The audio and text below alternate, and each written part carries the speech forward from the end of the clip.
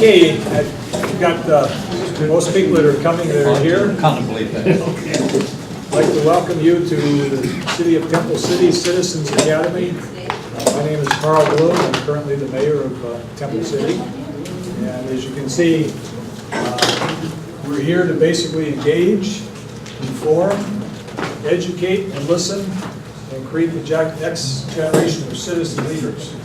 The Citizens Academy was the brainchild of our Mayor Pro Tem, Tom Chavez, here about 4 years ago, probably. Yeah, probably. And Tom very astutely realized that a lot of people in town really don't know what the city's all about or how it functions or anything else, and felt it was important to start educating people in town on what's going on. So Citizens Academy was born. This is the third year that we're doing it. So we've had 2 classes, similar years that have taken place previously. So with that, we really want to just introduce ourselves here a little bit. What I'm going to do is go around the room. If you could give us your name, and if you're bold enough, we have a little sticker here. You can come up here and stick where you live in Temple City. Okay? So you get a feel for where everybody's at, whether you have any neighbors that are here or anything else. So just tell us a little bit about yourself, not a lot, but who you are, what you do, anything special that maybe why you're here at the thing. So I'll start out. I live in the northwest part of town. I'm over here, and I'm a professional civil engineer. I retired in the year 2000 as working for the County Public Works Department. I then decided it was time to give back to the city. I got on the city's planning commission for 5 years, and this is my 5th year on the city council. So be careful what happens when you retire. Working harder now than you were when you were. Yeah. So let me just introduce Mayor Pro Tem Tom Chavez. Oh, I gotta get up and say something? Yeah. No such thing as free cookies, you know. Well, I'd just like to reiterate what our mayor said, and thank you for all of you for coming tonight. As I look at this room, I see our future leaders, and that's what you guys hopefully will engage in. Since we've had our first Citizens Academy, many of those graduates have gone on to become commissioners, and as we will see as the years go by, hopefully we'll become council members one day as well. And there's so many ways that just you will learn in the next few weeks of how to engage and how to be part of the city, not just be part of the council or commission, but so other many ways. And I would be remiss if I didn't thank staff, of course. You'll see that this city runs because of the great staff that we have, and you'll find that out in the next few weeks as you listen to them educate all of us on what they do, and it's just amazing. And we're fortunate in this city to have such a great staff. And so thank you again for coming, and I'm confident that you will, in a few more weeks, be so much more educated than you are now. One of the things I do for a living is I teach part-time at PCC, and I always tell my students, you're going to be amazed at how much you know at the end of the class, and same thing with this one. You guys are going to know so much, so it's going to help not only you, but the rest of the community as well. So, by the way, I'm an attorney as well. I'm not retired, unfortunately, although some people think I am because I, never at the office, but I try to get there as much as I can. But let's see, where do I live? I live down on this part of town. Let's see, here, and where are we at? Right around there. All right, so we have, so far with 2 council members, we have the whole city covered. One of them. There you go. All right. Okay, you're good. Helen. Oh, again, sorry. I'll be introduced. Yeah, we get those all right, introduced later. all right. Okay. With our mayor's there, I'm easier, just right there. Neighbor. Neighbor. My name is Helen Marston. I'm a resident and neighbor of our mayor. I'm a realtor. I'm also the director of our Western Board and also director of a state board.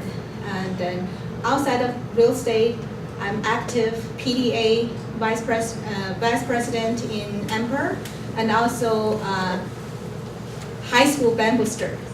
And then the reason why I joined that, just like that said, involve, engage, and then contribute.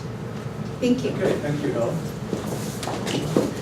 By the way, Helen represents the, go ahead, represents the Realty Board, so she comes to many of our meetings just to keep us on our toes. An olive? Olive, use olive.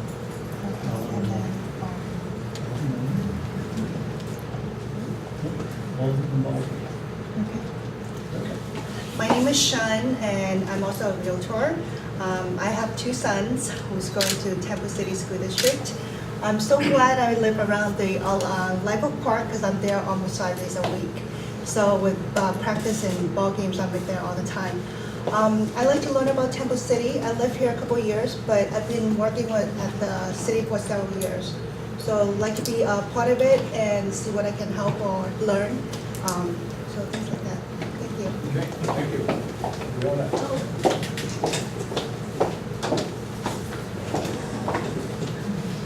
I'm on Yeah. La Rosa. La Rosa. Kathy, you should be up here, you know all the streets. Temple City Mall, right? So my house is right there. So I live in Temple City, and my husband, he did Citizens Academy this time last year, and he had a lot of fun, especially at the CERT training. I guess it's not really part of this, but City program. it is a city program, and he really enjoyed it. I have a 2-year-old, and so I think I'm going to be invested with, a lot of different things with Temple City through him. So looking forward to learning what I can. Okay, thank you. Lee? I've been in Temple City for almost 16 years. My daughter is a junior at the TC High School. I'm a CPA. My office is in Pasadena. I'm here to also learn more about the city and how the city works, and if I can get more involved with the community, that would be great. I attended the CERT class too. It was amazing. You guys should try it. All right, if she's a CPA next week, Lacey? Yeah, if this was last week, I wouldn't be able to come. It's just after 10:15, so it's great. I have somewhere The here. next week's session is titled, Where's the Benjamin? That means, Ben Franklin's, that's the dollar bills. Okay, Wendell.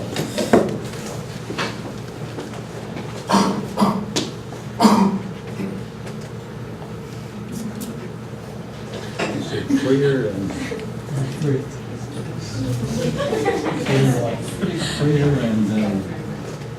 Outgoing. Okay, so we're neighbors. where are you? I'm ready. Oh, very good. Good evening, ladies and gentlemen. My name is Wendell Beard, and I retired from the U.S. Post Office in 1998. I've been a Toastmasters for since 1973 in Temple City. And so we have quite a bit of fun. We have quite a number of members from Temple City that join it. I'm married. I have 2 children, 2 grandsons, and I've been in this city for a long time, over 50 years. Good. Thank you. Franklin.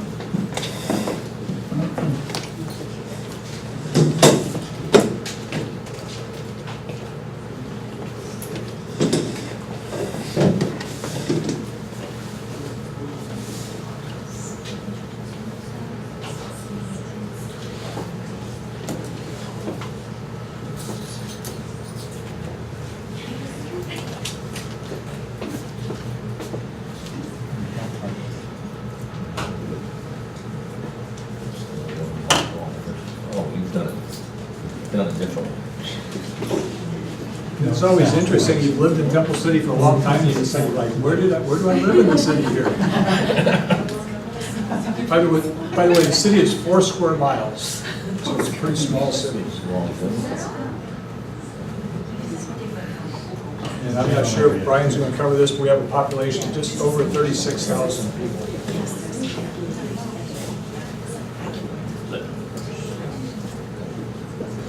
Good job.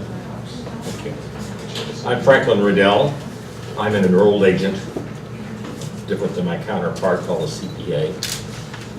I have been in the city for over 60 years. That was our first residence. Our second residence is another 7 years on top of that. I'm the first graduating class, no, second graduating class at Temple City High School, class of '59.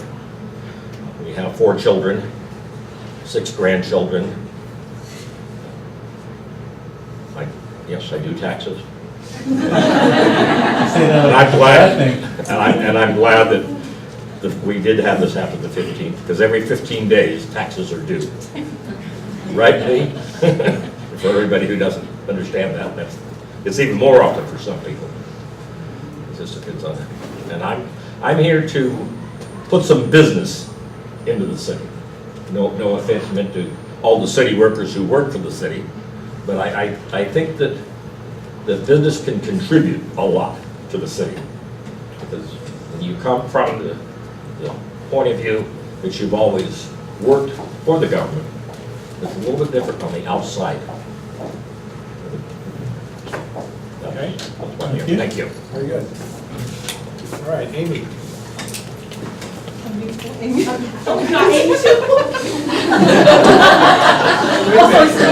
Amy's at the same table, all right.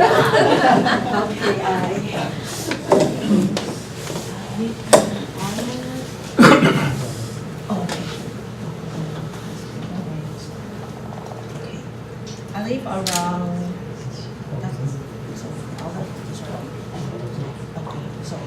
Close to around this part. Hi everyone, my name is Amy Chong. I'm currently as an accountant for the private university, and we moved from Covina to Temple City back to the year of 2005. So my 3 kids go to the Temple City school. So the reason I'm here, I want to learn about the city and also the future of the city for my kids. Thank you. Okay, thank you. Amy number 2.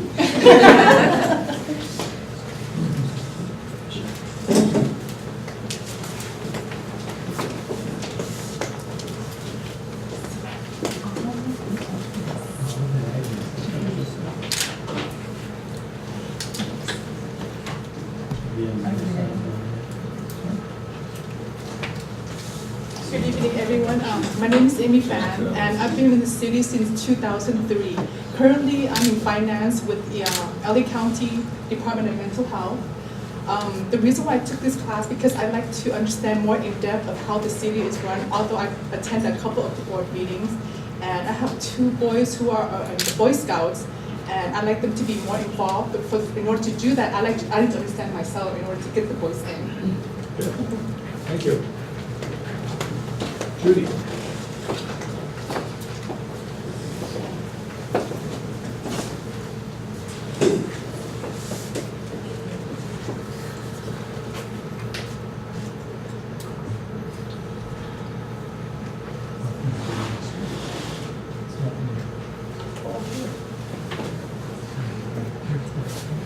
Yeah, just generally speaking,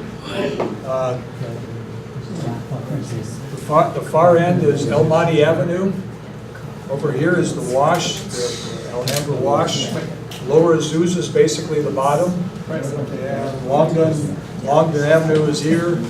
The high school's up in this corner here. Hi, my name's Judy Lowe. I grew up in Temple City and went to Temple City schools. And I decided to take this class just to learn more about the schools, about the way that the Temple City everything was done in Temple City. And currently I'm looking for work. I have a master's in library science. Okay, thank you. Doug?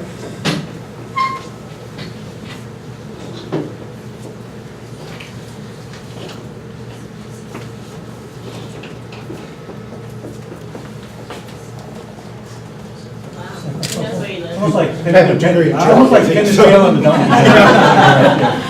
It's easier for me. My name's Doug. I've lived in Temple City for 60 years, my entire life. I am recently retired and looking to see what opportunities are out there. So I'm interested to learn more about the city government. And I've been with AT&T for 30 years and then another 5 years at Green Dot Bank. Okay, thank you very much. All right. Wendy?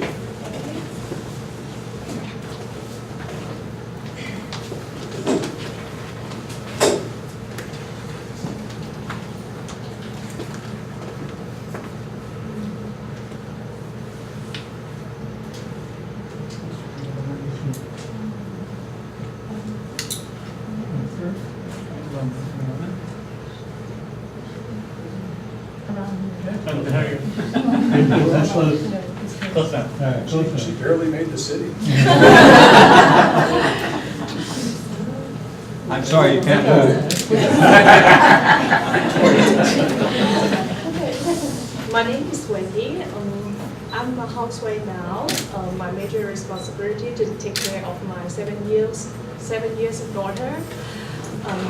I just moved in for a year from Monterey Park to Tampa City, so I want to learn more about the city's function and need more and learn more what can we help as a resident too. Thank you. Good. Aaron?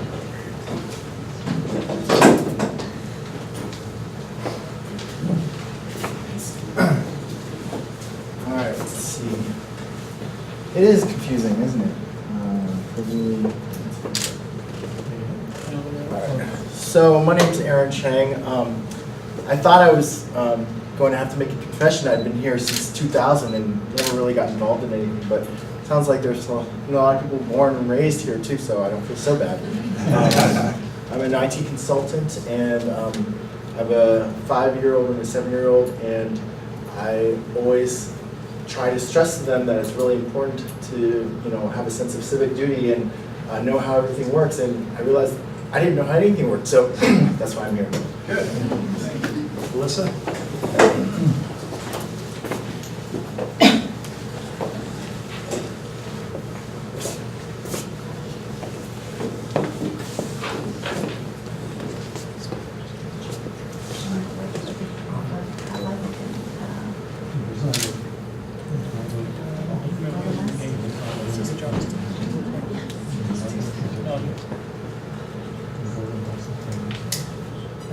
Oh, here it is. Here.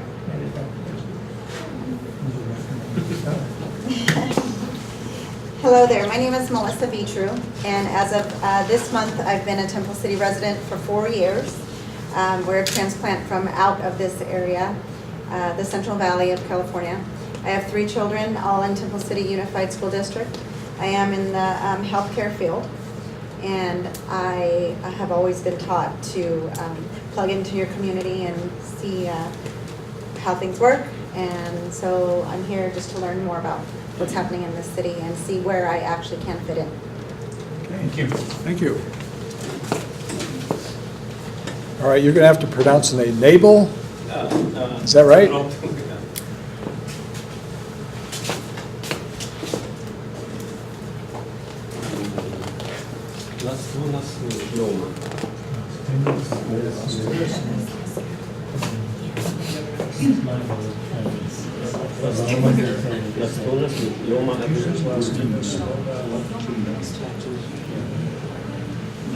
The city or Jerry knows where Lower is. Yes.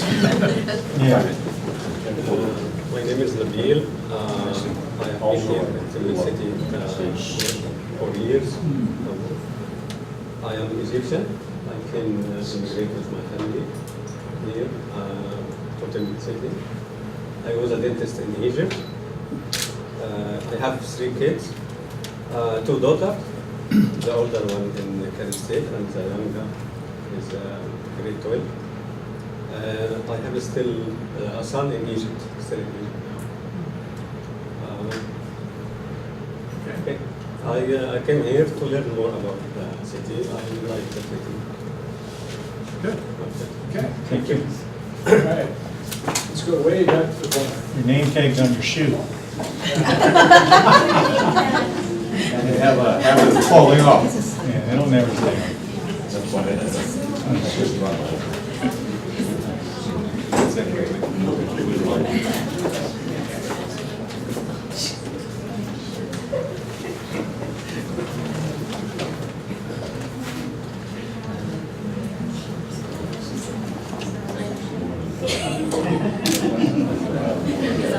My name is Jenny. I moved down from Terminals to here. This is our 5th year here. And then I have 2 kids. One is 5 years old, one is 2 years old. I have a little bit background about architecture and planning, and I want to try fit in Temple City, maybe use my knowledge to the city. That's why I'm here. Thank you. Nice. Thanks for coming up here. My eyesight, I'm drifting back, but I can't see the name tag.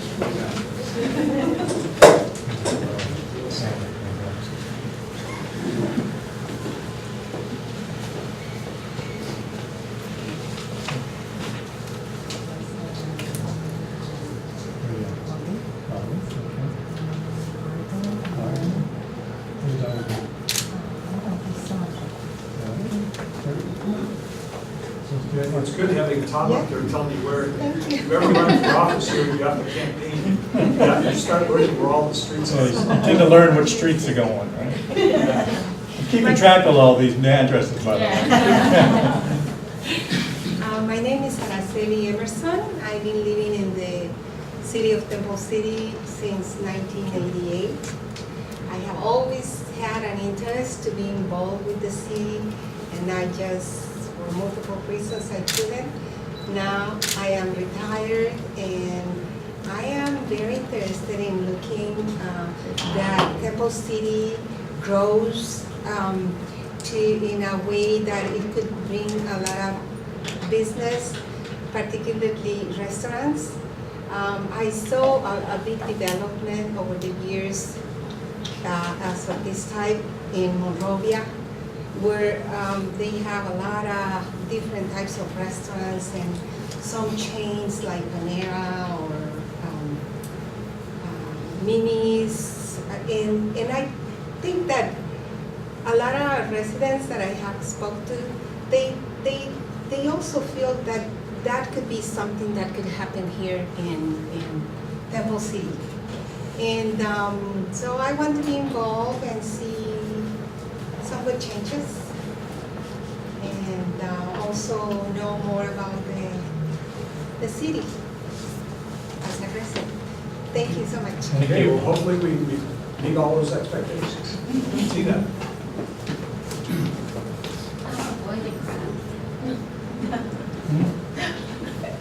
Boiling the restaurants, I want boiling crab. Oh, now we're taking requests for all restaurants.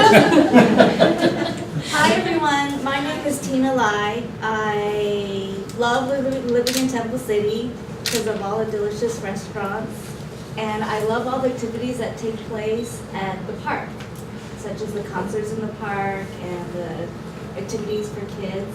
I grew up in South Pasadena, and I work at the California Institute of Technology in Pasadena, and I know Wendell from Toastmasters. Right. Where's Rosie?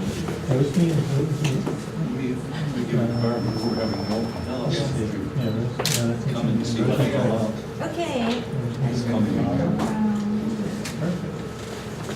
You have to try to chew on it. That's a new restaurant. Katie. Chew on. Somebody's interested in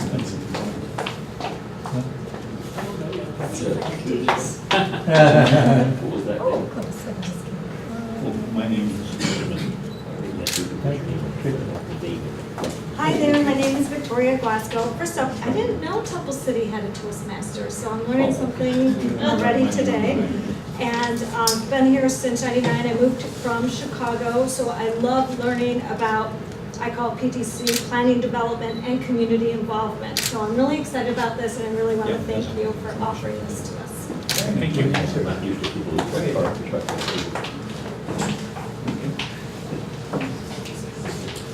come in, probably have themselves.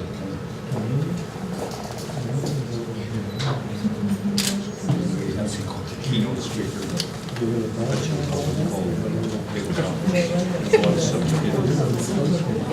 Ask a question, you gotta Let me ask, talk is it about too cold in here for anything? Yes. Okay. Hi, good evening, everybody. My name is Winnie. I'm working as an accountant in Exit Financial Credit Union, and I have 2 kids. And once 6 years ago, I moved from Monterey Park to Temple City in order to pursue better school district. And then I found I get it. And then, and then also my daughter right now is in 5th grade in the London school, and then I found the school functions very well here, and then I want to improve more in the school district. That's why I want to learn more function about the government in the local government in Temple City, and then as well as the school district too. Thank you. Thank you. Okay, I should tell you, one of the school board members is sitting in the back.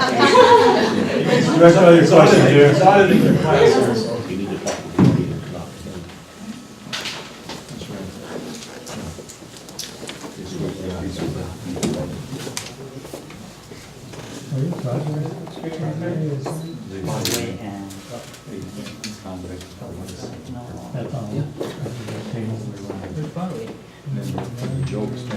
Right here. If they know you're looking at them, they'll wake up. Union level. I'm at Baldwin and Baldwin. Okay, here's Baldwin. They also look at your Yeah. Hi everyone, my name is Terry. I was born and raised here, born in Guam, raised in California. I lived in California most of my life, Alhambra most of my life. And then I moved here to Temple City in about 2000, right after I graduated from college. I am a lucky husband of a pharmacist and a proud father of a 2.5-year-old.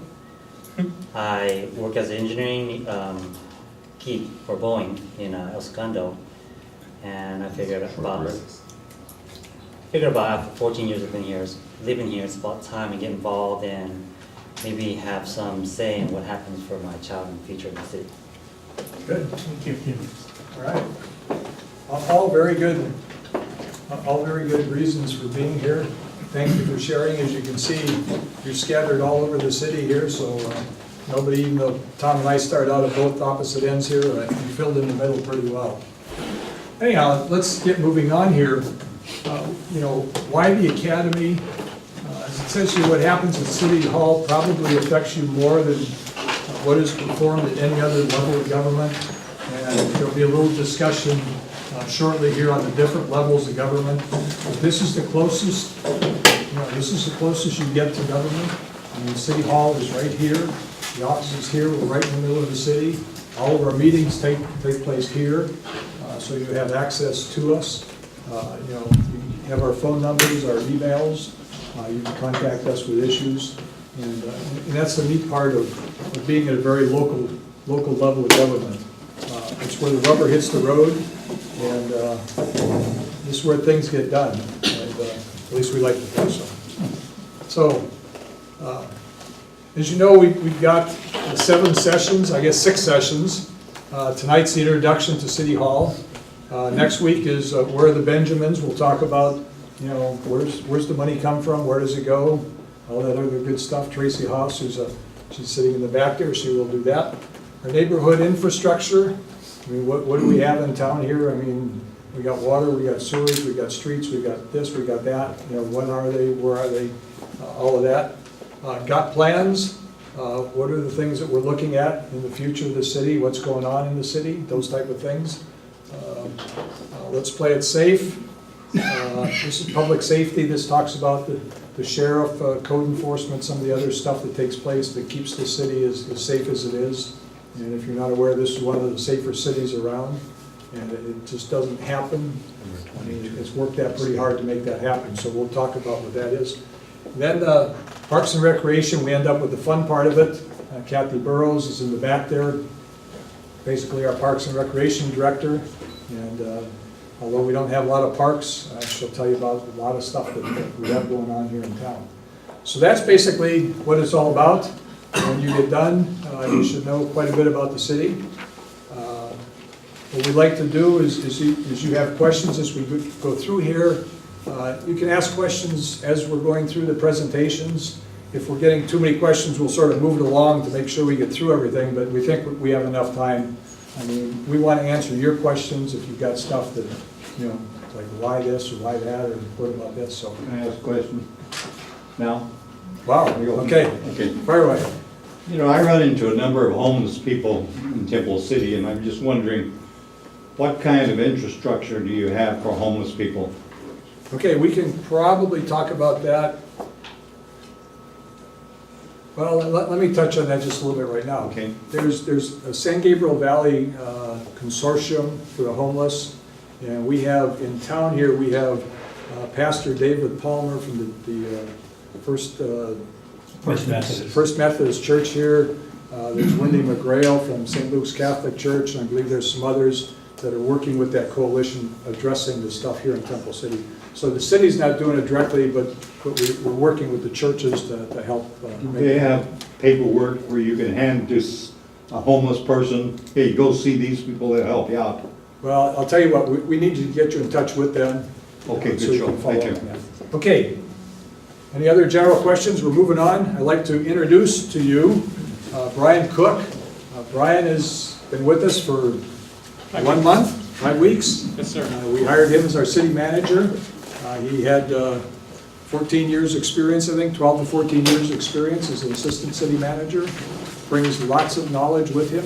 He's had some good mentors over the course of his career, and we're happy to have Brian here, so I'll turn over the next segment of this to Brian Cook. Thank you, Mr. Mayor. Good evening, everybody. Good evening. Let me first, if I look good and I don't lose any more hair, part of that is because of the great executive staff that's here at the city. Brian Hayworth over here has put this PowerPoint presentation today. This is all his brainchild today. I just gave some input in there. So Brian is our assistant to the city manager and economic development director. In the back, the mayor has pointed out Kathy Burrows is our parks and recreation director. Michael Forbes is our community development director. Tracy House is our administrative services director overseeing. She's essentially the CFO and heads our human resources function. Also in the back is our deputy city clerk, Marilyn Bonus. My assistant, executive assistant, but she's much broader than that. She's going to be our policy guru on water and a bunch of other issues, Giselle Corella. And Amelia in the back is anything that looks beautiful today is all her. Anything that looks bad is my fault. So welcome. Thank you so much. It's a pleasure to be here. It's a pleasure to be appointed by the city council to be the city manager of this great city. I came from the city of Southgate in southeast Los Angeles County. If you go down the 710 freeway, a full-service city that provides a wealth of infrastructure and issues, and we'll talk about a little bit about that so you can understand one of the major elements of what Temple City is a contract city. And I heard the phrase about working as more like a business. Well, the contract city model helps to facilitate that process to look for the most efficient way to provide public service. We don't have shareholders. We don't generate a profit. Our dividend to the community is the services that we provide. And we'll talk about that in a few moments. Did I miss anybody else of the great staff? Again, if I'm not going further bald than I am, it's because of their good work. Some of the topics we're going to talk about tonight, and both myself, Brian, and the mayor are going to kind of tag team on this, is one of the things, what does the City Hall do? What does a municipal agency like ours do? Where do we gain our powers? Why do we do what we do? Second is, where do we gain our powers? We'll talk about how we are allowed to do what we do and why do we do it. Who governs the city? You can get, two of our council members are here tonight, and I'll talk about what my role is as the city manager, what the role of the council is.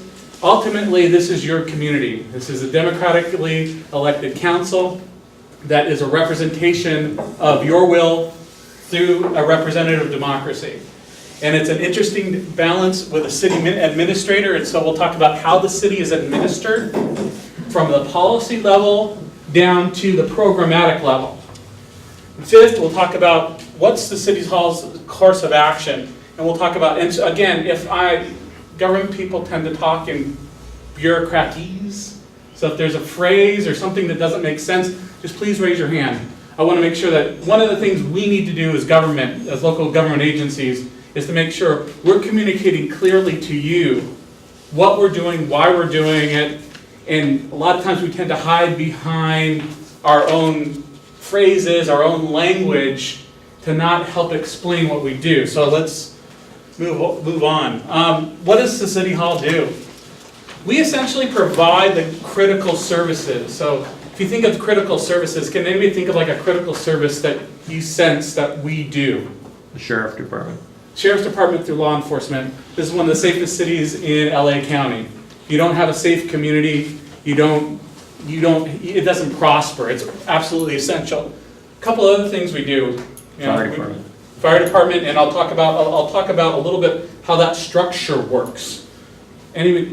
Our parks, quality of life, I always tell, the difference between a good community and a great community is we need to provide streets, roads, fire service, life safety services. That differential is what we provide that's a little bit extra. And our park services, one of those things is that's an added value added thing that makes a difference between Temple City and other communities where people want to live.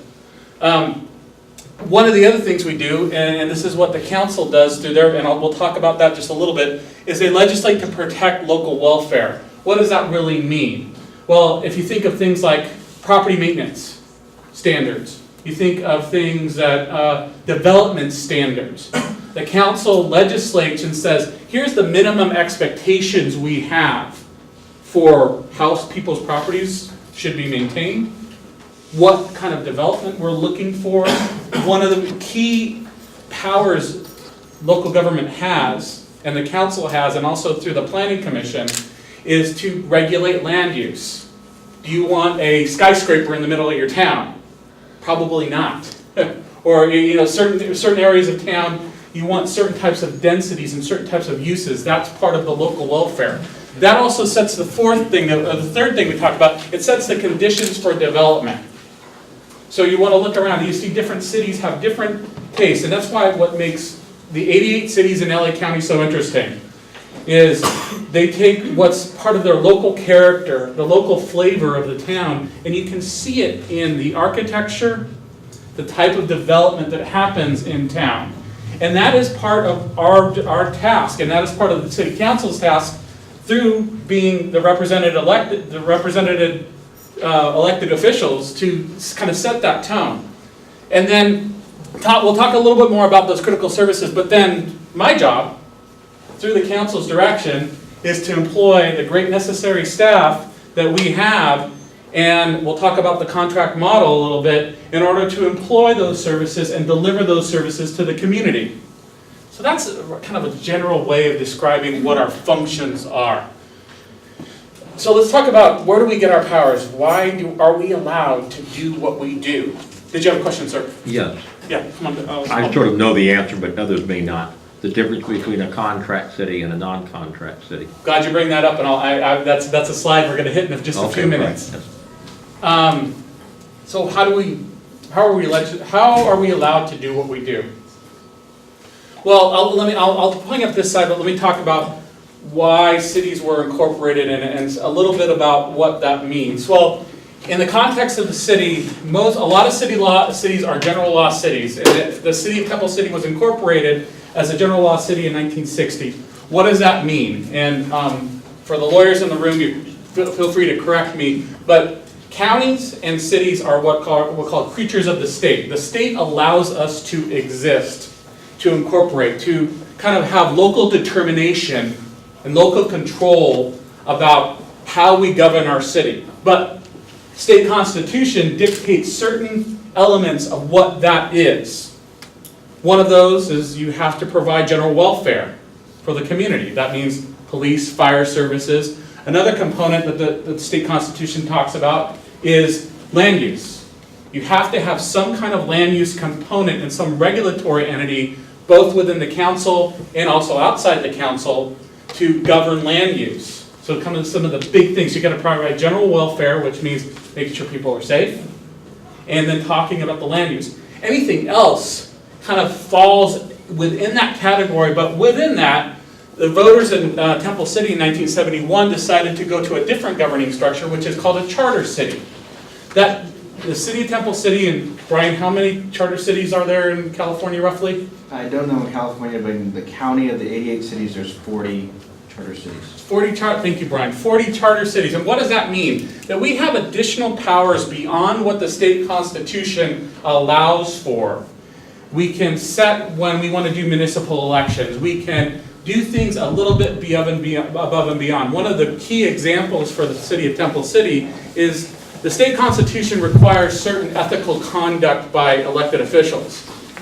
Temple City has gone well beyond that with disclosure and other issues that the state constitution does not require. So your council here has decided to go beyond what the state constitution requires in terms of disclosure. There are other things that we can deal with that a charter city can deal with that a general law city cannot deal with. And their activities are guided by our charter. So our charter is essentially our constitution. We can't, and the only way we can deal with the charter or amend it is through a vote of the people. Yes, sir. When you say disclosure, what are you talking about? Disclosure on compensation, disclosure on how they spend money on themselves, and other levels of disclosure too. That disclosure is still provided, but there's a level of detail that our code of conduct requires that goes well beyond what is allowed by, what is just barely required by the state constitution. That'd be known as keeping the city of Temple City a transparent city? Absolutely, sir. And that's the absolute truth. So the charter serves as the basic tenet of rules for for government. It also provides some checks and balances and establishes the operational structure.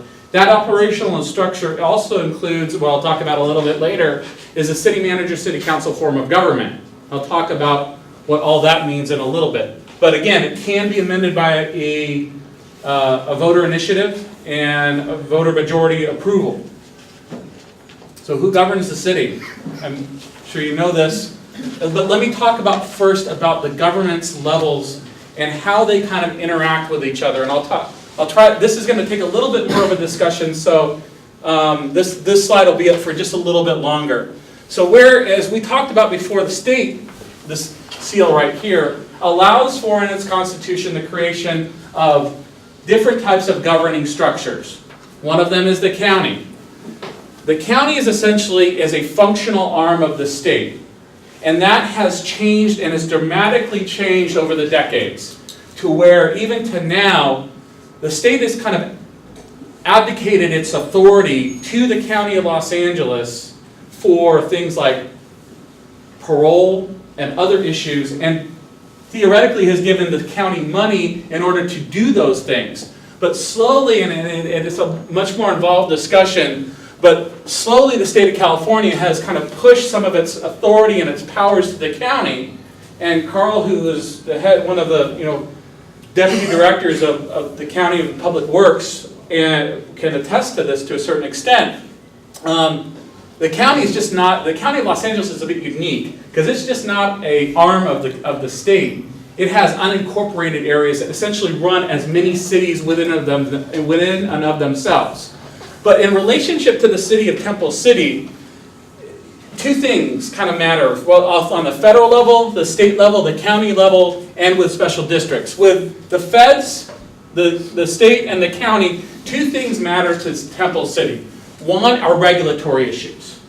So the feds will tell us, for example, that City of Temple City, we need to make sure your storm water, once it leaves Temple City, is at a certain level of less pollution and can go into the storm system, into the ocean, without polluting it more. Those are mandates from the state, from the feds. Historically, over time, and this comes from the New Deal and other times have passed, the feds actually gave direct allocations of money to cities, and sometimes through the county to cities. That has dwindled significantly over time to where cities' reliance on funding from the federal government is, to the point in this city in particular, is almost minuscule. Some cities it's a little bit different. State of California has an interesting relationship with cities. And this is not a political statement, but it's just kind of some historical context. A big kind of breaking point between the relationship between the state of California and cities was Prop 13, and not for the reason you may think about, that property taxes got lowered. One of the major issues that happened with Prop 13 is that essentially before Prop 13, taxes could be generated at the local level very easily through either council actions or voter initiative. Prop 13 reversed that a bit. It actually brought powers of taxation back to the state of California on the property side and in the distribution of funds to both county agencies and local agencies like ours.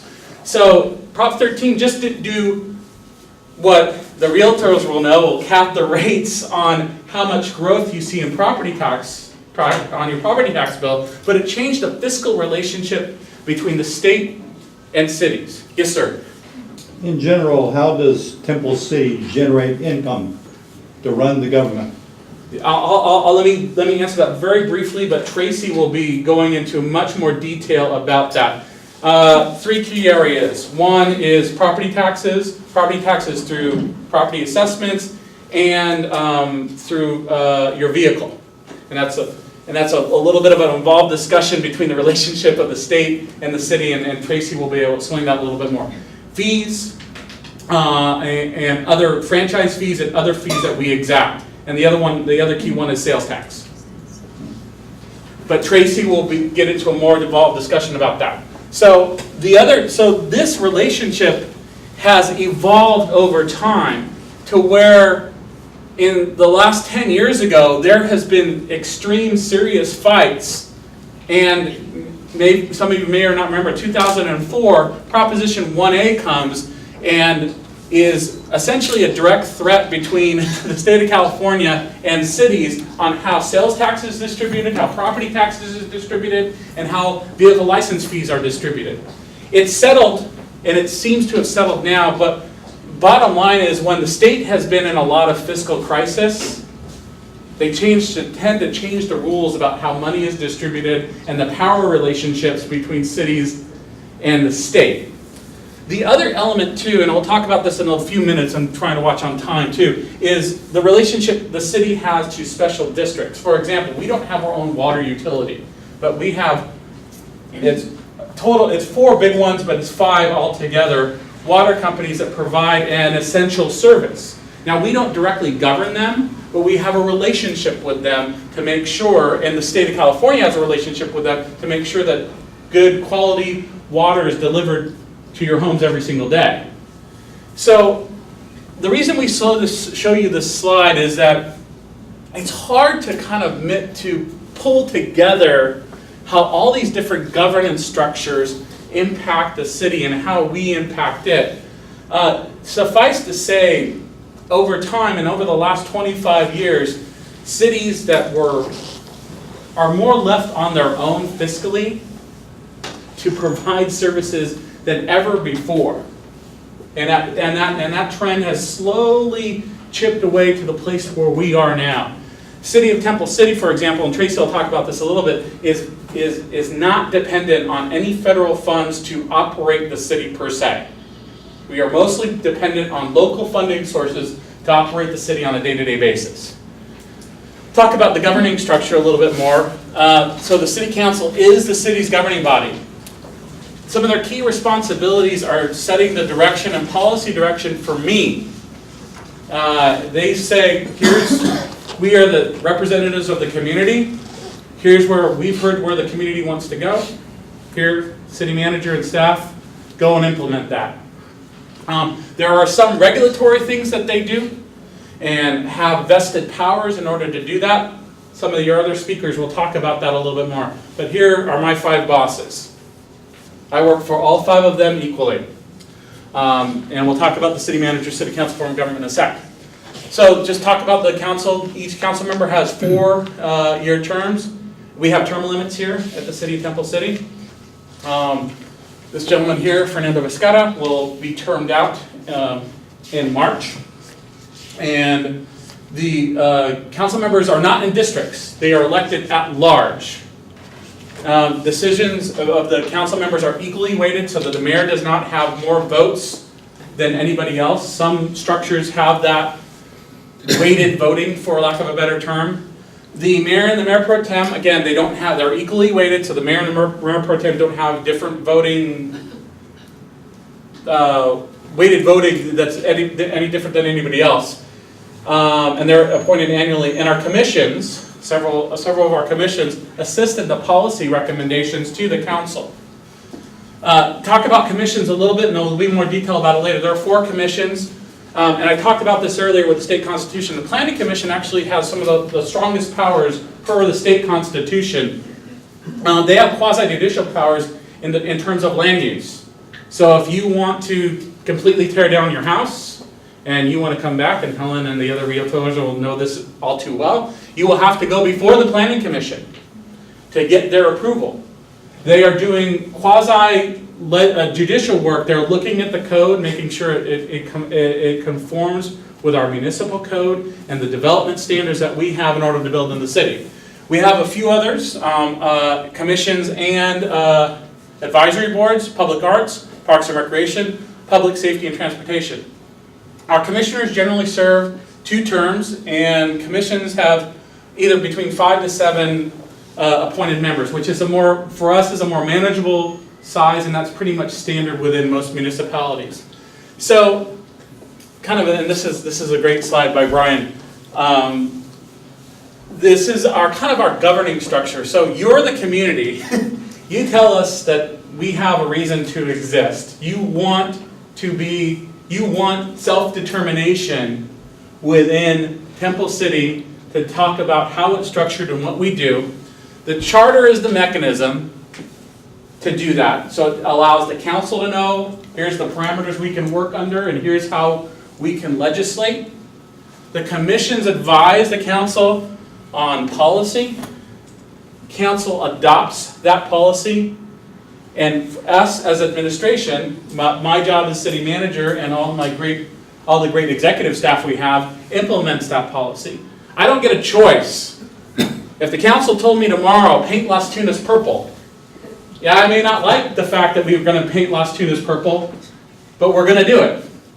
They're the democratically elected officials representing you. It's not my choice to decide that I don't like purple on Las Tunas. Silly example, but just one I thought I'd use. Would you be the one that's painting it?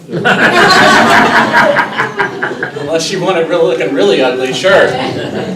So how is the city administered? Talked about this a little bit earlier. There are 2 models, and they are primarily driven from what is called the city. Everybody knows what City of Lakewood is? City of Lakewood created what's called the contract model in the 1950s approximately. And what it allowed for is state constitution says this is the minimum level of service you need to provide. You need to provide general welfare, fire services, everything else. Lakewood said, well, we want to incorporate. We want to have self-determination. We want to control our own destiny, but we can't afford our own police and fire department. So it was legislated that you could have 2 types of services within a contract, within a city structure. A full-service city, and that's where I actually came from, and I call it more of a semi-full-service city in Southgate, with its own police department, its own water utility, and other things. Very expensive to run, but you can make that choice, or you can make another choice. Then that's the choice Temple City has made. And it's a contract city model. Contract city model, and I'll talk a little bit about that, decides that we are going to still get those same required services to provide general welfare for everyone, but we're going to do it in a different way. We're going to actually contract out for it. And in our case, we contract out with the Los Angeles County Sheriff's Department, second largest law enforcement agency in the country, next to the New York Police Department. We're going to contract out for engineering services, planning services, legal services, refuse, and what does that do? Well, it partners the private sector and the public sector together. One, to find efficiencies in scale and operations to provide a service. So, and not have it in-house and bear some of the costs that would be weighted. If, for example, street sweeping. I came from a city that had street sweeping. Anybody can guess how much a street sweeper costs? Any just rough estimate? Rough guess. $30 an hour? Just for the machine itself. 250,000. Very close. With the new AQMD rules, they're anywhere between $350,000 to $400,000. Jerry, you're about right. And we have a replacement cost with that. So for contract cities, where we're doing, and we have to do street sweeping and other things that are mandated by other issues that we have to deal with, mostly by the federal government and by the state. So we decide, we don't want to bear the cost of having to replace a street sweeper, meet all those mandates. We're going to push that off and partner with the private sector to find the most efficient, cost-effective way to do that.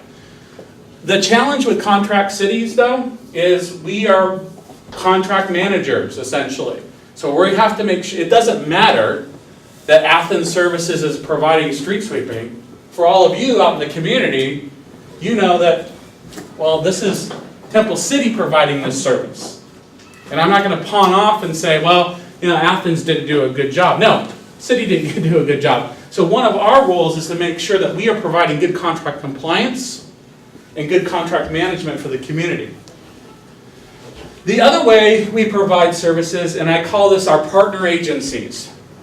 The county sheriff's department would be one of our partner agencies, but we have partner agencies that we don't cut a check to. We either have it through an existing tax structure, or we have it through what would be called more like a mutual service type agreement. In the form of the County of Los Angeles Fire Department, we actually don't cut a check to the fire department. They are part of a county-wide assessment district of which the city of Temple City is in, and they are obligated to provide us fire service. A unique type of relationship. Similar with the county's library service. We have our own county library here, but we are part of a larger assessment district with the county that provides those services. We don't have our own utility. California Edison, who's governed through the Public Utilities Commission, provides those. And then we have two separate governing entities, one of our representatives is here today, that provide schools. And in the state constitution, actually, there is a very distinct separation between city municipal affairs and municipal governments and school district governance for various reasons, which our probably school district representative can speak to better than I. But so these are our partner agencies to provide a comprehensive scope of services to the community. Can I ask something? Yeah, please. So what are the cons of a contract city then versus a full service city? That's a good question. If you one of the issues is that we don't have direct staff right there at that moment that is providing the service. We have to work, we have to work with them very closely to ensure that they're almost acting like adjunct staff. Right. But the cost efficiency and the response by the private sector is so great, it is almost like having an additional arm of staff in so many ways. I came from a contract city 2 cities prior, City of West Hollywood. And my mantra to staff and the council's mantra to staff is that it doesn't matter if you're a contractor, you're part of the city family, and our expectation is that service is delivered in that same way. The other one, and I didn't really touch upon it, the other big factor is costs. The cost of providing these types of services in-house, and I'll point to one, and I love the Southgate Police Department. Don't get me wrong, but Tracy's not here, and I'm trying to remember the number. But in Southgate, the city's general fund, 50% of the budget went to police services.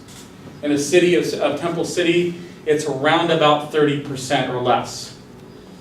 To provide and still provide you with a safe community. That cost for full service cities, and I'm not trying to make a any kind of statement, but that cost will escalate dramatically over the next 10 to 15 years, mostly because of pension costs. So we don't bear these costs, and I'll get to your question in just a minute, sir. We don't bear those additional costs that are there, that are, if you look, it's a tragedy what you're seeing in places like San Bernardino and Stockton and other municipalities that will go bankrupt. I could pretty much sit up here today and tell you, I can almost guarantee with almost 99.9999999% certainty the city of Temple City will never go bankrupt. And part of the reason they will never go bankrupt is because of the contract model. Yes, sir. Well, I think the point is that there's a training involved in the services that you're hiring. And if we had to train the sheriff, being our own police department, as you did in Southgate, or that they do in the city of Los Angeles, etc., that would be our own, bear that own cost. So by spreading that cost out amongst a group of cities, it seems to me it's quite obvious that it's going to lower for the individuals. You're making the argument for me, sir. So okay, and that's part of the issue too. Yeah, but that to me is it says it right there. Yeah, when you talk about liability costs, the cost of running a police department just on liability costs alone, and cities make this choice. And I'm not saying it's a bad choice, but the cities make this choice themselves. But if you look at the cost structure and the cost model that's there. I couldn't even fathom to guess how much it would cost to have a Temple City Police Department. I can't even imagine, to be quite honest with you. Yes, sir. So that basically also means that no one's suing the city of Temple City if there's some, abuse of police power or whatever. That's something that the LA County Sheriff's Department has to deal with, and Temple City really is not involved in that. That's a great observation. In 99% of the cases, that is absolutely the truth. And in fact, we pay a small amount into what's called a liability trust fund that covers those costs. But we're not being hit by a $100 million abuse case. Those are great questions, by the way. I've heard one con so far, right, so that it seems very positive that to always. Everything has a pro and a con. Right, I'm just hearing, it seems there's any more cons to being a contractor city versus a. If you don't do good contract management, it's definitely a con. If you don't, we have a great staff that works diligently on studious, responsible, fiscally responsible, and operationally responsible contract management. And when we're not, council's going to be on me, and I'm going to be on staff to make sure that happens. That's the biggest con in my mind in the contract model. One of my personal opinions is that the cities that are going to thrive in the next 20 to 25 years have this structure with a good school district. Those that don't are going to struggle. I'm sorry, Aaron, go ahead. No, I was just wanted to clarify. So it sounds like similar if you hire a contractor to come do something in your house. If you're not watching him, he might do a bad job. So one of the primary, purposes of government here is to make sure that those with whom we contract are actually doing the job that we hire them to do. Yep, that's one key component. We combine both in-house services, where it makes more sense to have in-house services, and where it doesn't, police, animal control, others, we've asked our partner agencies to do that for us, working in conjunction. But if we don't watch them, then it could become. One of my primary responsibilities is to have a very strong relationship with our LA County Sheriff's Department and our captains, and making sure that our contract is being met, the terms of our contracts are being met, and we continue to do that on a go-forward basis. Yes, ma'am. Is there no bond with police? Because they're kind of a monopoly. I mean, there's no really competition for them, so wouldn't that be a big problem for us if they decide to do something like not services? That's not the example I want to go off of, but it's a good question. It's a very good question. The contract model was really originated here in LA County through the Lakewood Plan. It's worked very well. Not going to say that it's always perfect. No relationship is always 100% perfect, but this is as good as it gets. And because of the cost structure you have with any service, it doesn't matter, police, animal control, street sweeping, the capital costs that you have to do those things are so tremendous. And the mandates you're seeing that are coming down the pipe, either by employer mandates or regulatory mandates on fuel efficiency or the air quality management district, it's just the costs keep escalating tremendously. Yeah, go ahead, sir. I was just going to say, if you look at San Marino and then look at our own city, I think you see a definite difference there. And they have an extra lever of cost. I mean, income that the city residences put in to make that city work. So they do that voluntarily to make it at the level that they have it. So that to me is competition. Yeah, in answer to your question. So that's where your competition is coming in. Either you do it yourself, which is a competitive way, or you let somebody else do it and regulate it that way. That's your competition. Good question, though. And then it's And I'm not, just another way of looking at it. One more question, we'll move on. You mentioned about the city contract with the private sector. So what's the city selection process and procedure? Good question. We actually have a very clear bidding process in our charter, and we have a purchasing ordinance that clearly states what we need to do, how we need to do it. The state constitution actually provides for that too with public works contracts in order to create transparency and fairness in that bidding process. The mayor wanted to. Yeah, just a comment on the contracting. We contract with the sheriff department. There's nothing that says we don't contract with the city of Arcadia. I mean, we could do that. We could contract with anybody else. So it's not just, the sheriff's not the only choice. But at this point, the sheriff provides so many other things that these smaller agencies don't. I mean, the city of Sierra Madre has their own police department. I mean, and the challenges they have, just staffing. I mean, how do you have enough staff? If you get a couple people who go on vacation, a couple call in sick, all right, what do you do? I mean, you don't have that many. And going with the sheriff, a lot of special forces that they have. They can bring a lot of resources in.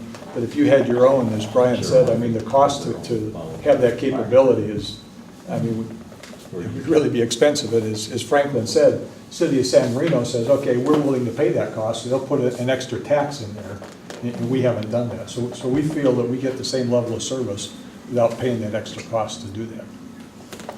Thank you, Mayor Bloom. So, good discussion, thank you.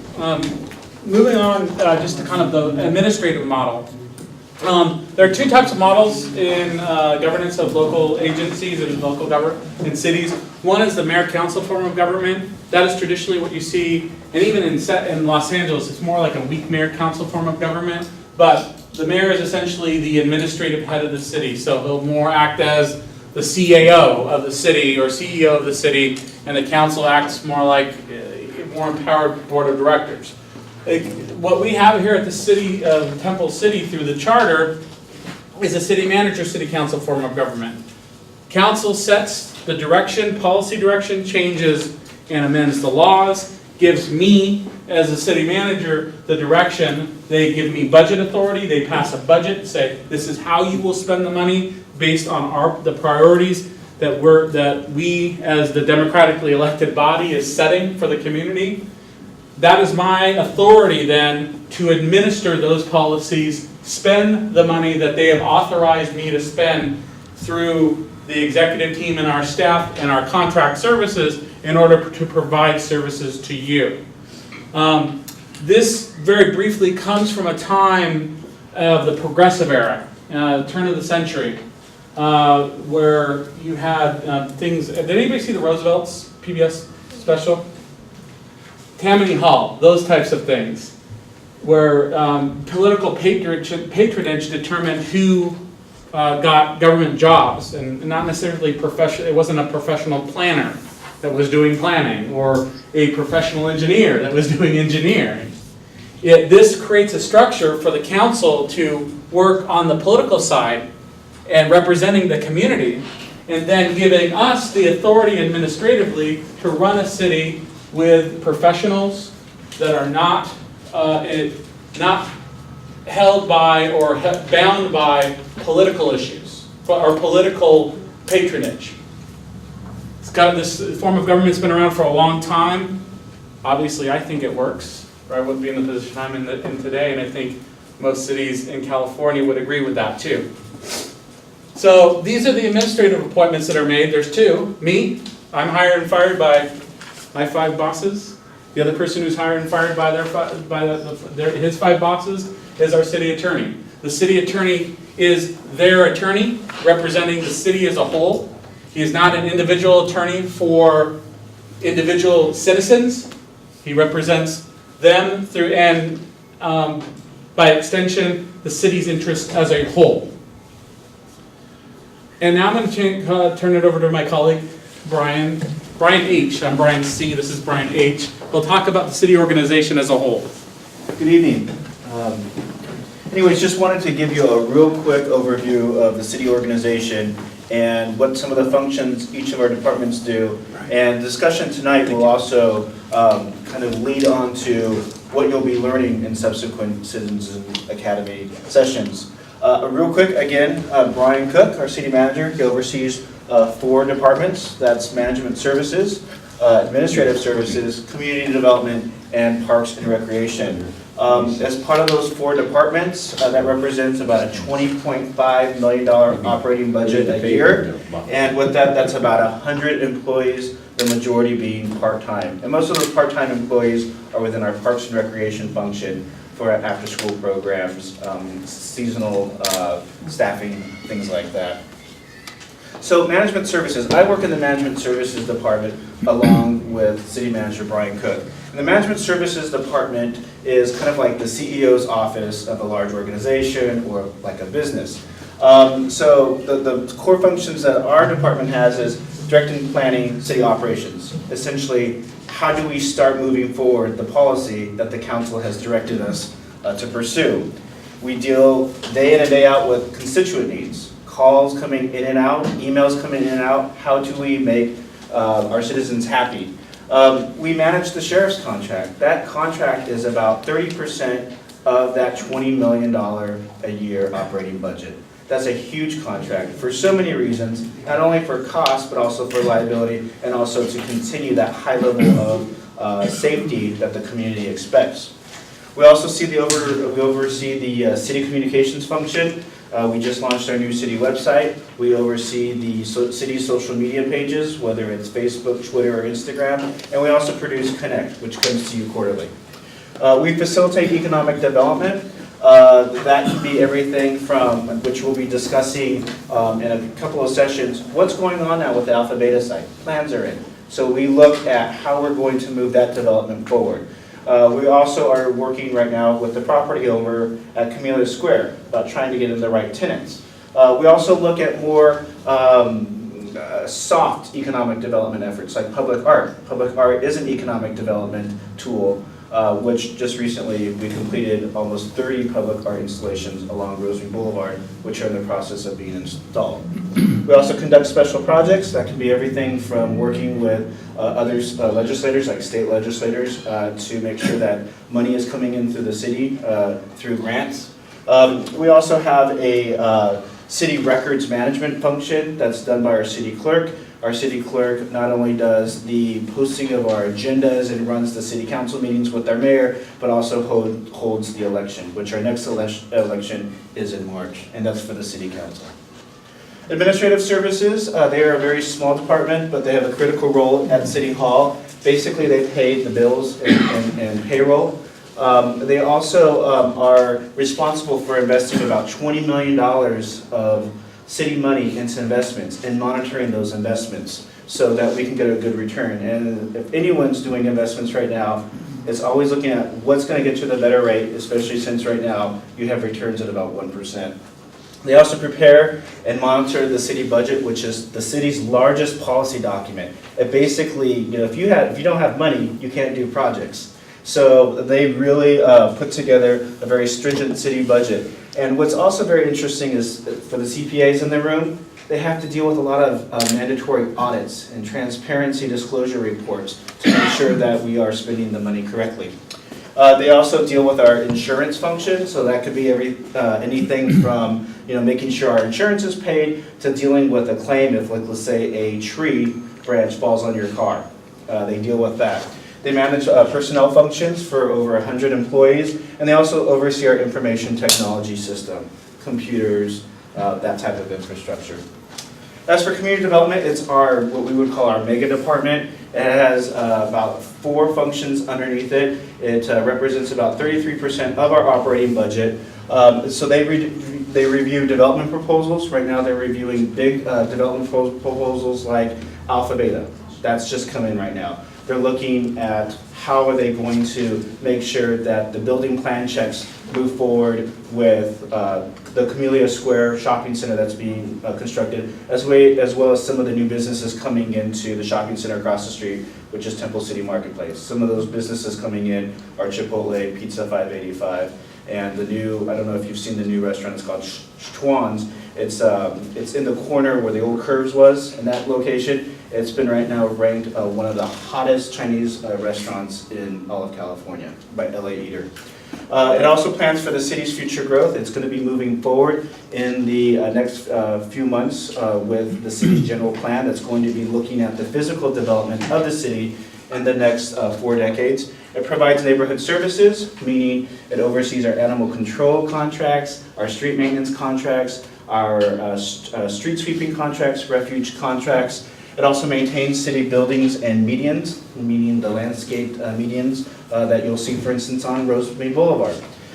They also manage construction projects, one being the Rosemary Boulevard, that project that's still being finished right now. There's just some punch list items. And they also oversee emergency preparedness, which is a whole topic in itself for the Citizens Academy, and that will be presented in the next few weeks.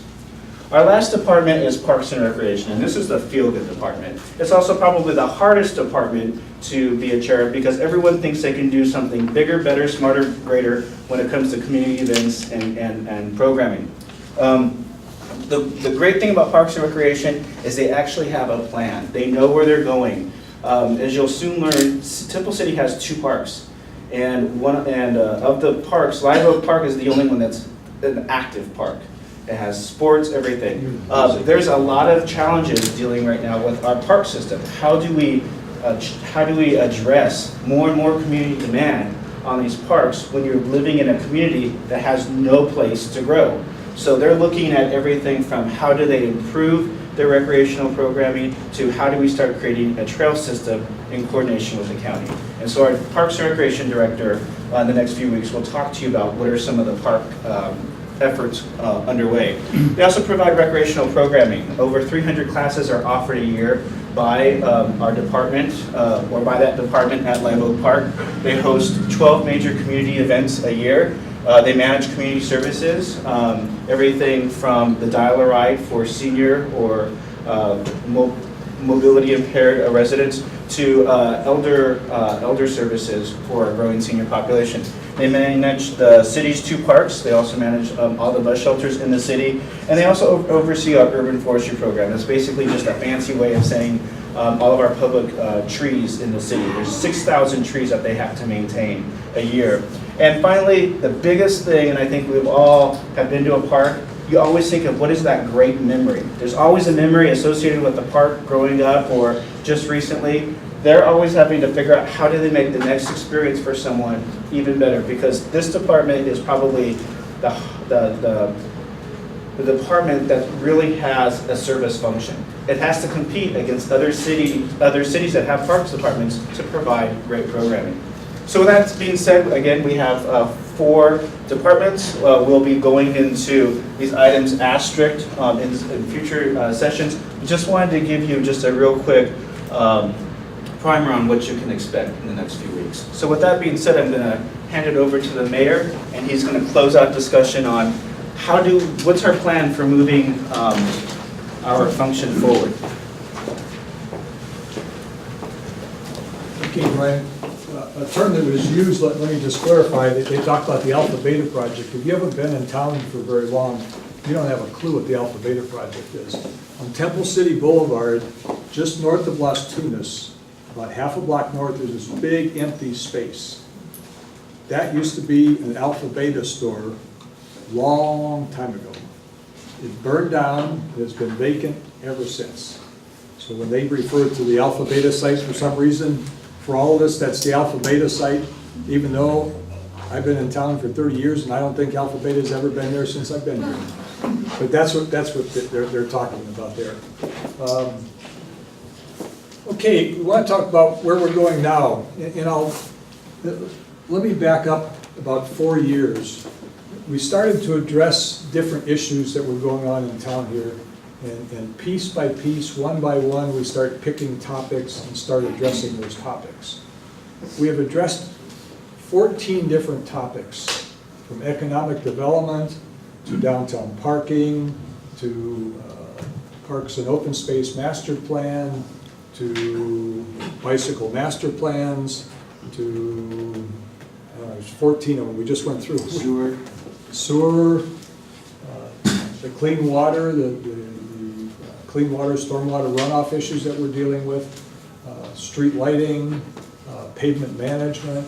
There's a bunch of these big programs, and we've been looking at them, seriously looking at them over the last 4 years. Well, we've gotten the pieces together on lots of those at this point. And we're now moving forward with a strategic plan that's basically going to say, where do we want to take the city? We've got all these pieces, we know lots of stuff. And you'll hear when we talk about finances, we have some reserves at this point. But if we look at all the things we've said we'd like to do in this city, despite all of our reserves, we don't have enough money to do them. So then the question is, what do you do? What are you going to do first? What's the most important thing? What's the most critical thing? So we're just starting a process of going through a strategic plan and trying to align our priority with our financial resources. And you will hear we get financing from different sources, and they can only be used for certain things. So you get this big matrix that said, if you get this money, you can only spend it on this. If you get this money, you can spend it here. So we've got to put all those pieces together. So we're looking at how do we provide direction to the city staff on where should you be taking your efforts and where should you be focusing on. And also to allow everybody in the city to know where we think we're going. If you paid attention the last 4 years and you listened to us as we talked about the downtown parking, you'd say, you guys are looking at doing this, this, and this. Well, it may be that the money's not there to do this, this, and this really quick.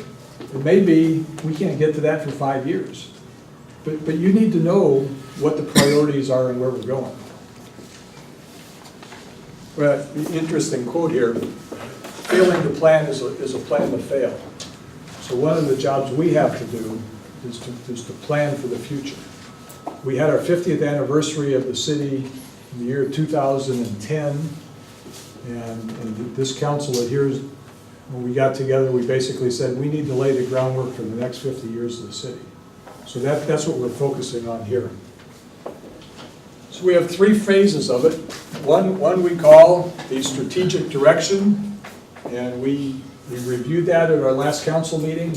I don't know if you know, but our council meetings are televised. You can either get it on cable TV, or you can dial up on your computer. You can follow us, just go to the Temple City website, and we'll have a link to the council meetings, and you can just tune in and you can watch the council meetings. And so we always welcome you to come to the council meetings. The seats, I'm not sure if the seats are softer than yours at home, but you do get a chance. If you're at the council meeting, you can get up and talk to us. If you're at home, we can't hear you talking. Maybe we don't want to sometimes, but and we will, at our next meeting, we will be approving the first document, which is strategic direction. And I'm not going to go through it here, but I would encourage you. You can go on to you can look at the agenda for the next council meeting, and it will have a document that shows what's going to get approved. So that's the basic direction we decided we want to take the city. We talked about some of the tools we're going to use to get there. We talked about some of the values we're basing all of this on. So it's really a core document that's going to take us forward. We're now in the process of trying to put together an implementation plan. This is what I call phase 2 of a strategic plan. And as a matter of fact, we had a meeting at 4 o'clock this afternoon talking about how do we get the information we need on these 14 different programs so we can sit down and prioritize. What should be the highest priority? What's the next priority? What's the next priority? What things can we put off? What things can we only do if we get some additional money? What things, if we don't do, it's going to cost us more money in the future? So we're in the process of trying to digest all of that. Our goal is to have that coming to the council for approval in January of this year. So you're here at a very exciting time. I mean, what we're doing is putting together the direction of the city in the next couple of months. And we've got all these different pieces out there. So, and we're not going to go through a lot of that here, but you can ask questions, and we can make those documents available to you. But, I mean, that's really an important thing. The third part of that is going to be, the third phase is going to be the annual budgets. So then each year, based upon the strategic direction, the implementation plan, and then each year you say, okay, what monies do we have? What monies are coming in? What opportunities do we have? So what can we realistically move forward with? So that's the course of action that we're on right now.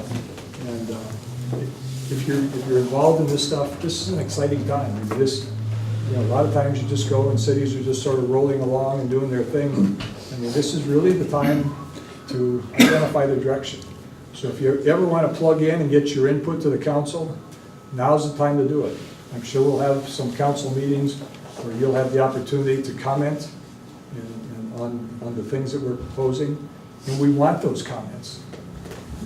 There's nothing more frustrating as a council member to be up there at a meeting, an issue comes up, you ask for comments, nobody gives you comments until you make a decision. Then you'd be surprised how many people give you comments. And I'll tell you what my reaction is if you do that.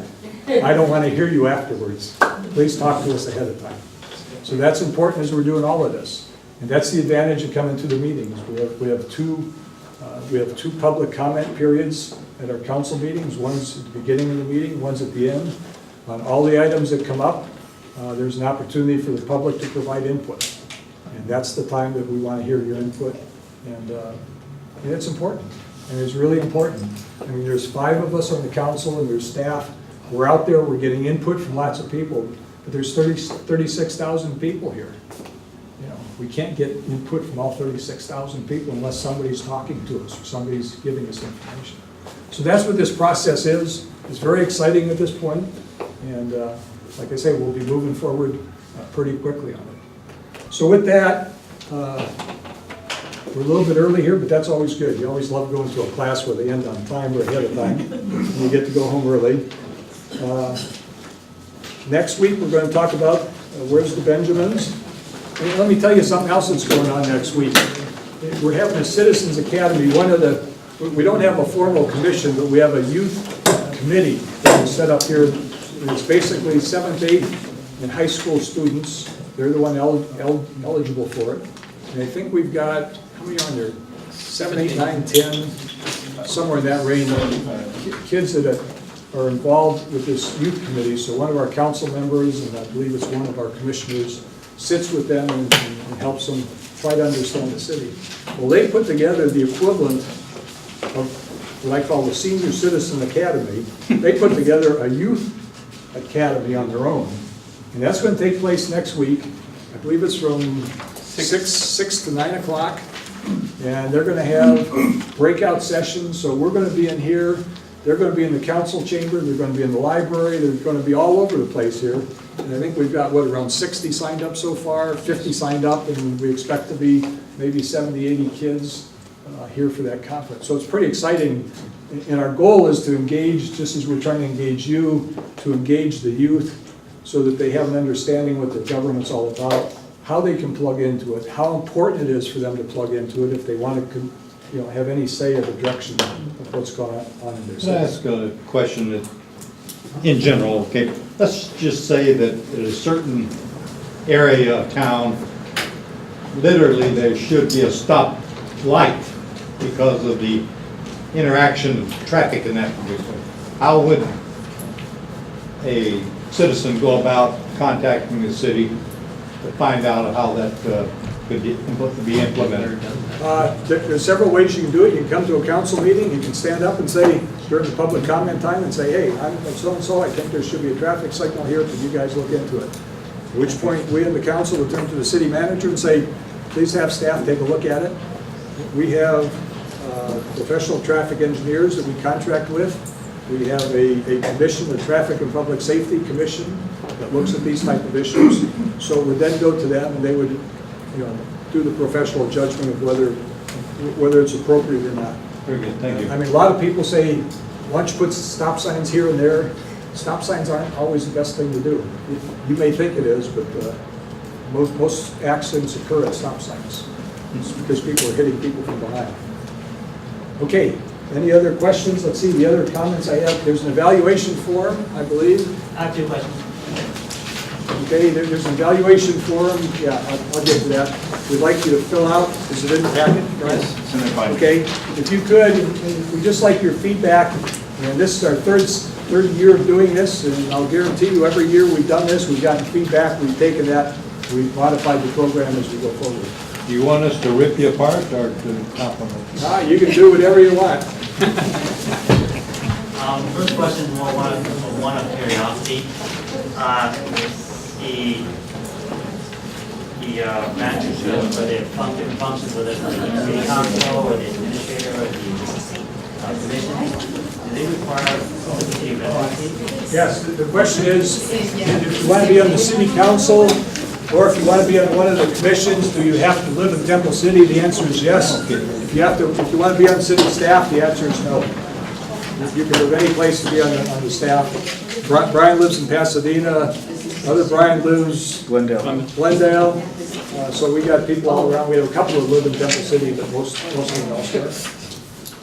The second question I have is more one on an old topic that's back in early 2007.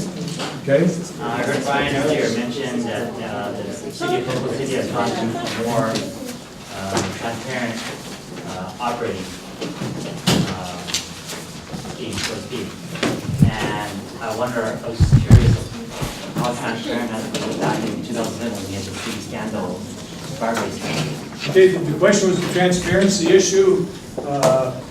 When the city had its scandal, how transparent were we? When Tom Chavez and Vincent Yu got elected to the city council, right after that scandal took place, matter of fact, they were the two that defeated two of the people that were the old-time council members.